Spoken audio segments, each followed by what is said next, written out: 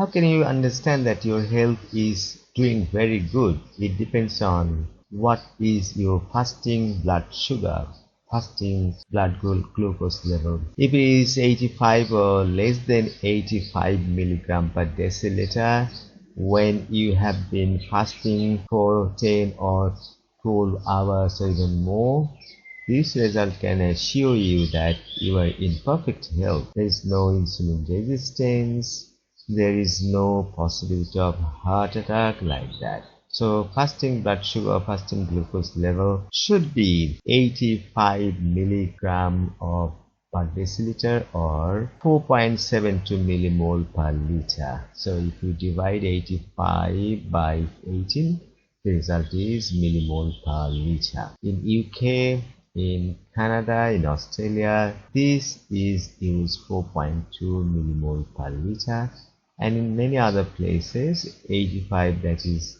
milligram per deciliter, is used. So the most important thing is that if it is your blood glucose level after 10 or 12 hours fasting, if it is 85 milligram per deciliter or less than that, you are in perfect health. It's likely that you are not going to have a heart attack. What happens is that even when people did not have diabetes still had heart attacks. So after a long research, latest research, it has been found that if your blood glucose level is 85 or less than 85 or 4.72 or less than this, it means you are probably having no insulin resistance, you are in very optimal health. So let's now talk about the diabetes. You see pancreas, there you have beta cells in pancreas, and insulin is created from beta cells of pancreas. Insulin releases and